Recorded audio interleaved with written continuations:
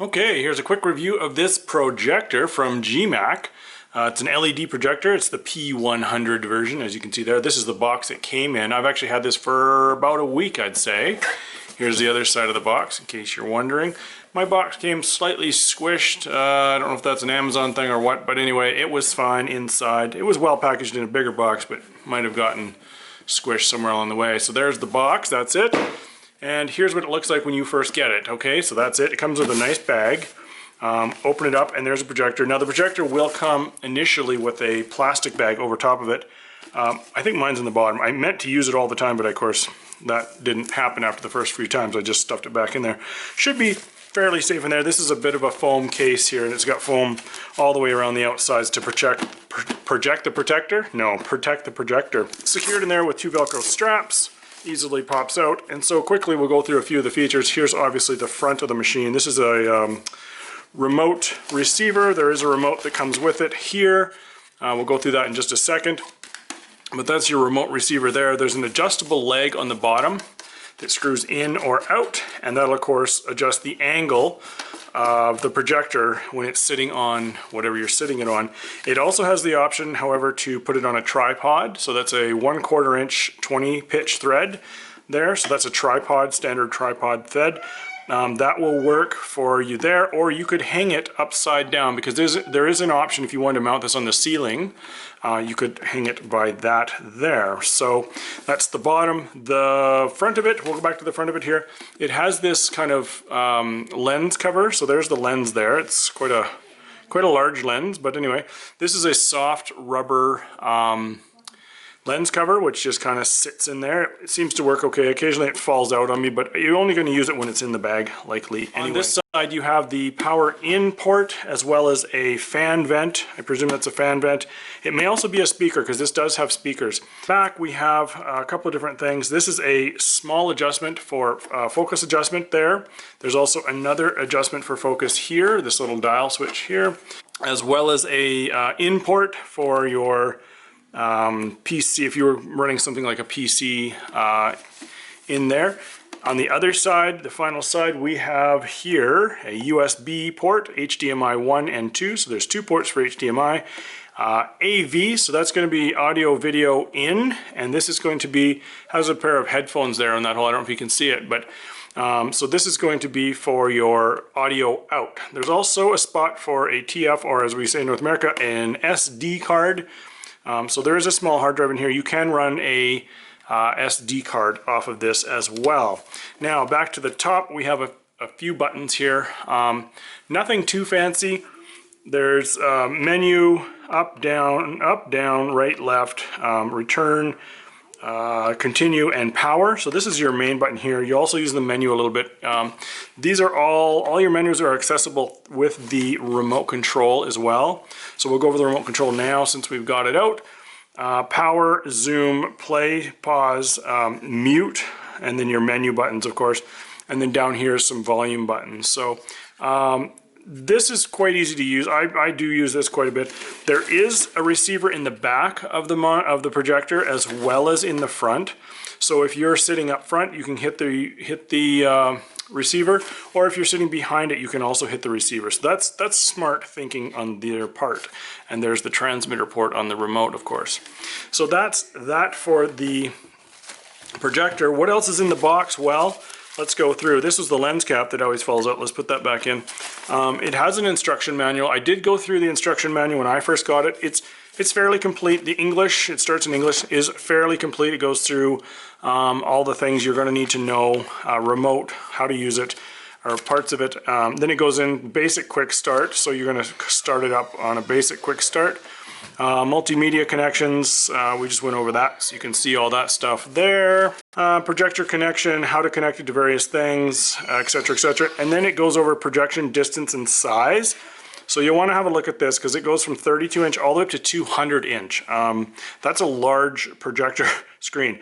We've used it at the 100 and 150 sizes, and that's purely based on the distance of the projector from the wall. There is no zoom or scale on the projector itself, other than physically moving it from the wall. And of course it works at anything in between those as well. Anything bigger than 200, and we put it outside, we found it was kind of blurry and it didn't work as well. It does quite well though, up to, for sure, 150. Then some specifications there. You can pause the video here and you want to read through those if you'd like. And then we switch into German. And what's the next language? And that's it. So it's in English and German are the two languages that the P100 user manual for the LCD projector comes in. It comes with a few cables. So I haven't used these cables. I've only been using my own cables. This is just an HDMI cable. So this would go out of whatever you're playing from into the HDMI port in the back. There's also an power cord. This is your basic power cord applicable for this. There's no inverter on this. It's simply just a power cord. The inverter would be located in the machine itself. Then there is a 2.5 mil jack by RCA. So this is back to this port over here where it has the AV. So you'd use this on the AV port conceivably. You can plug it in there, and then you can have right, left, and video inputs. Now, I presume you could also put that into the headphones jack, and you would have right and left speaker outputs on RC. But I have other ways of doing that, other plugins.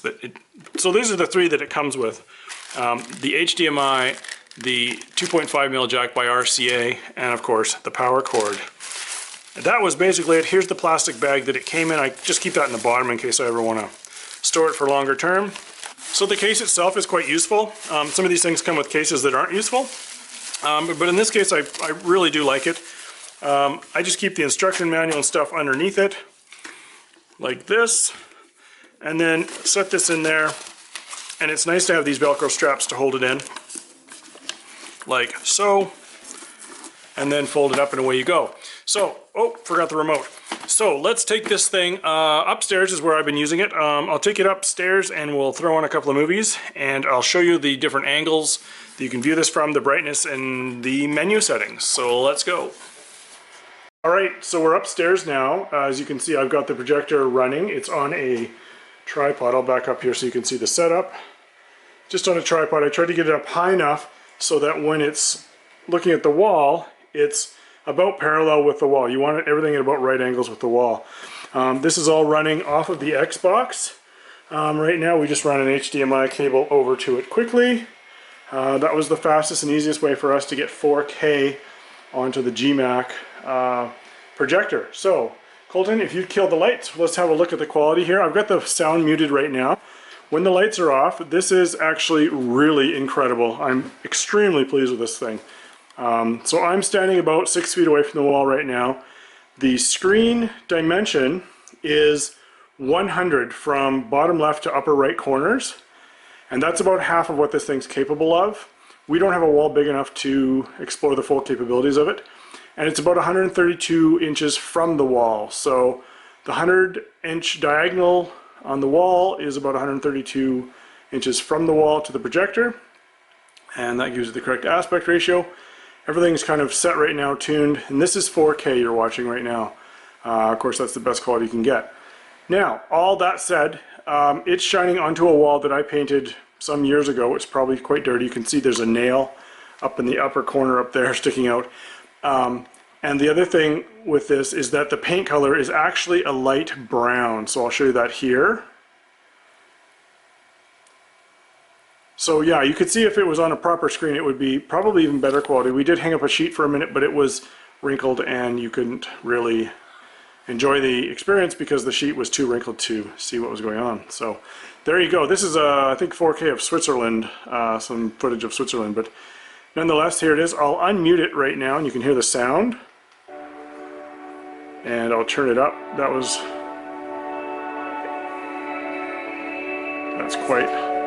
It's quite loud. I will say I don't think it's great quality sound,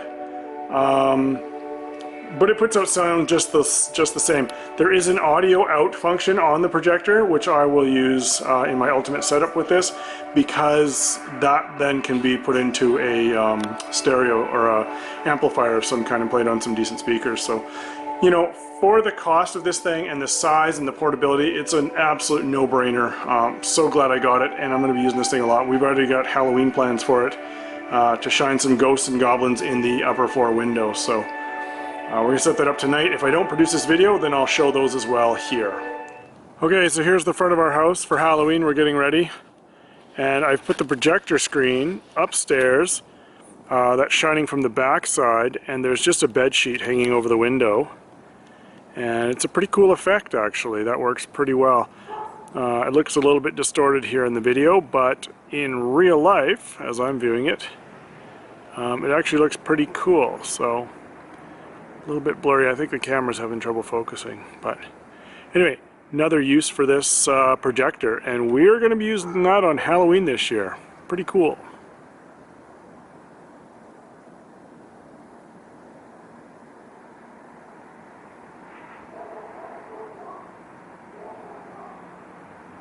If you're looking for a projector screen TV, this is not a bad option. I would definitely buy a screen with it, with this projector, because I think that would improve the quality of the image a little bit more. But when you're back to where you're supposed to be, you know, sitting back, the image quality is amazing. And it's really hard to show it here on the video, but the image quality of this thing is absolutely incredible. Okay, I've just got a video playing in the background here so that there's something behind the scenes. While I'm going through the menus here, I thought it'd be important to go through the menus on a thing like this, because it's kind of interesting to see what's available in the menu. So, using the remote, I'm just standing behind the camera. I've got my recording camera recording the screen on, again, the brown wall, brownly painted wall. And so hit menu the first time, and you see across the top there's 4 different options there. So we have picture, sound, time, and option. So let's go back to picture, and we'll start there. So the picture mode, there's a few different modes. So you can see we have picture mode currently is in user. So there's vivid, go back the other way, is soft, and standard. So I would probably stick with standard on this. It depends on the size, depends on the motion, frames per second, all that kind of stuff. But I think standard or maybe soft is going to give you the best quality picture, depending on what you're looking for. Back to the main menu, we're looking at color temperature. Currently I've got that set to medium. It does go to warm, medium, or cool. And then there's also a user setting where you can go down and you can change the red, green, and blue. I've got that on warm right now. I found that to be the best setting for me and the videos I'm watching. Next one is aspect ratio. So in aspect ratio, I've got it on auto right now. So in theory, it automatically detects what the aspect ratio of the video playing is.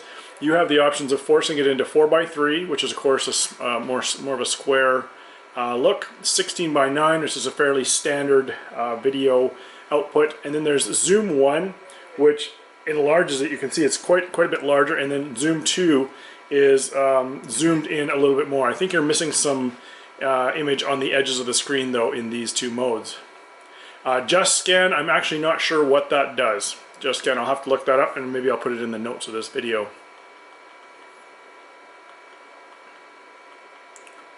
I'm going to leave that on auto so it can figure out what is being fed to it and go from there. Next one on the list is noise reduction. So if I go into noise reduction, this is for audio. You can see that it's either off, on low, middle, high, or default. I've left that on middle, I believe was the best setting I found there. The one below noise reduction there says screen. That's if you have a screen, a custom screen attached to the machine. That'll be a different setting, and there'll be settings within that. Projection direction, so if you go in there, currently it's front because I'm displaying it on the wall in front of the projector. Rear on desk would be if you're projecting from behind the screen. Front on ceiling, sorry, inverts the image. So if it's in front of the screen but on the ceiling, mounted upside down, it inverts the image for you automatically. And the last one there would be filming or projecting from behind the screen on the ceiling. So it inverts it and flips it, as you can see there. So that's a pretty cool thing for it to be able to do. I'm going to go back up to, of course, front, because that's where I'm running it, and you get the best image there. All right, in the next menu setting we have sound. So sound mode, I've got it on movie right now. You've got sports, user, you can adjust the treble and bass, standard, music, and so I have it on movie. It also has music, yeah, standard music, movie. So movie is the one where I'm leaving it on. Balance is just your audio left and right, of course. You can adjust that up and down. And then the next one on this list, of course, is auto volume. So your volume's either on or off. That's it for sound. Moving to the next one, this is simply a sleep timer. So if you go in there, you can see you can set a sleep timer for 10, 20, 30, 60, 90, 120, 180, or 240 minutes. And the machine will shut down after that time automatically. So if you want to have a video playing, you're going to fall asleep or something. Over on options, we have the language, the on-screen display language. There's a plethora of languages here, so you can go through all of these and figure out which language you prefer, but I think they pretty much cover the languages there. Factory reset, so if you click on that, it'll ask you, are you sure? I'm not going to do it because it would reset all of my settings that I have saved in there, so I'm going to click no. Blending, so that's the blending of the screen behind the on-screen display you're looking at now. So that's high, meaning the picture behind, the video behind is shown through quite well. If that is turned off, you can't see the video behind at all. If it's on low, you can kind of see it. I had it on middle, so you can kind of keep watching your video but still see the on-screen display. Then on-screen duration is 5 seconds, 10 seconds, 15 seconds, or off. And that simply means that when you click the menu, it'll turn off after 5 seconds, or 10 or 15 seconds. Software update, that's going to have to be done via the USB plugin. That's done through the Jeemak website and on the USB plugin. So there you go. Back to the TV. This now currently is a much smaller format, and I will say as the picture on the wall gets smaller, the quality definitely goes up. I'm standing about 7 feet from the wall viewing it, as is the camera that you're viewing it on. And the quality of it is amazing. It's just like a TV at this point, really. So the other aspect of this that I wanted to show is that the fan, there is a fan that cools the LED lights, the projector lights, and it's running constantly. It never steps up or down. It's running fairly constant. So I'll leave some free audio here so you can hear that.